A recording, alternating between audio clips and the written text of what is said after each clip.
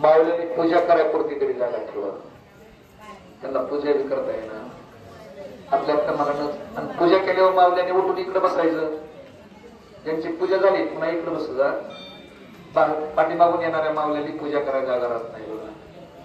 आता आमचे उभा राहणारे तर कोणी सांगत नाही, सांगत प्रभूचा जो असणारा मुखांक जे असणार आहे, मुख जे असणार आहे इतकं सुंदर जे असणार आहे की ते असणारा मुनीवर ध्यानी जपी तपी या सगळं जे असणारा आणि त्याच्या स्वरूपासाठीच ही सगळे आपल्या उठा ठेवत आलेले आहेत, खाटा ठेवत चाललेले आहेत.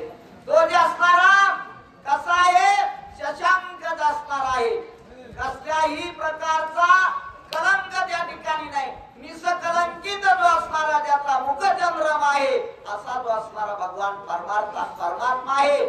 त्याला जे असणार त्याला त्याची जी असणारी उपमा चंद्राशी जरी दिली, चंद्र दिसायला जरी शीतळ असला, स्वप्रकाशित जरी असला तरी प्रभूच्या भगवंताच्या मुखापुढे त्याला जे असणारा उणीव आहे का, हा निष्कलंक आहे. आणि शशांक म्हणजे चंद्र कलंकित आहे, म्हणून जे असणारा प्रभूचा मुखचंद्र जो असणार आहे त्याला पाहावासा वाटतं. आणि ते पाहिल्यानंतर आपल्या मनाला जो असणारा वेध लागला जातो आणि मन जे असणार आकर्षित त्या मुखाकडे होतं, असं नाथ बाबा या ठिकाणी सांगू लागलेले आहे.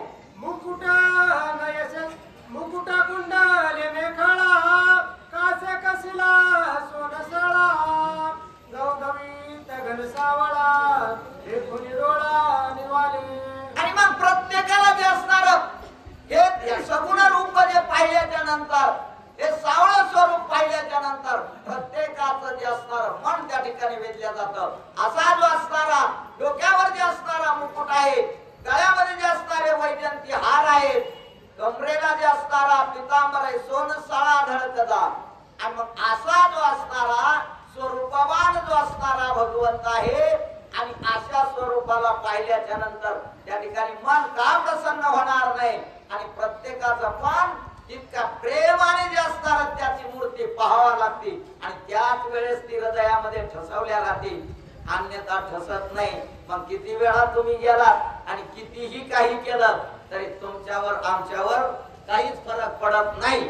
म्हणून प्रेमयुक्त अंतःकरणाने जे असणार ती मूर्ती जी असणारी पाहिजे आहे. आणि म्हणून त्या मूर्तीचं एवढं सुंदर जे असणार वर्णन, सुंदर जे अलंकार चढवलेले आहेत आणि तो जे असणारा पाहिल्याच्या नंतर मनाचीही तृप्ती होती, समाधान लाभतं, पुन्हा काही पाहावंसं वाटत नाही.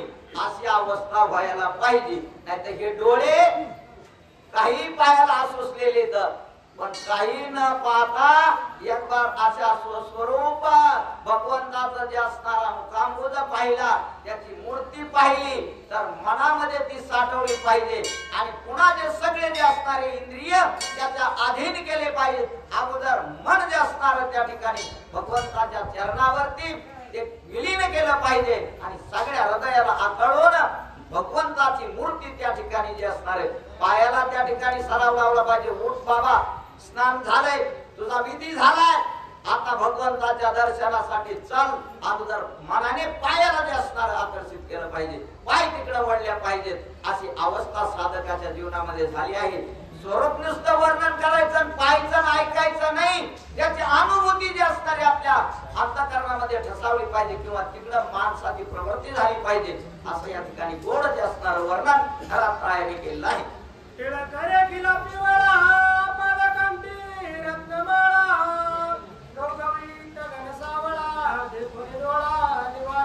आणि मग असा गवगवीत घनसावळा कसा आहे, कपाळावर जो असणारा पिवळा जो असणारा निळारे केलेला आहे, गळ्यामध्ये असणारे वैजंती हार आहेत, पदक आहेत, पदकावर जे असणारे जे असणारे लागलेले आहेत. आणि असा घनसावळा जो असणारा भगवान परमात्मा पाहिल्याच्या नंतर मनाला जे असणार समाधान होतं आणि पुन्हा पुन्हा तो जो असणार भगवंताचं स्वरूप पाहावं असं वाटतं.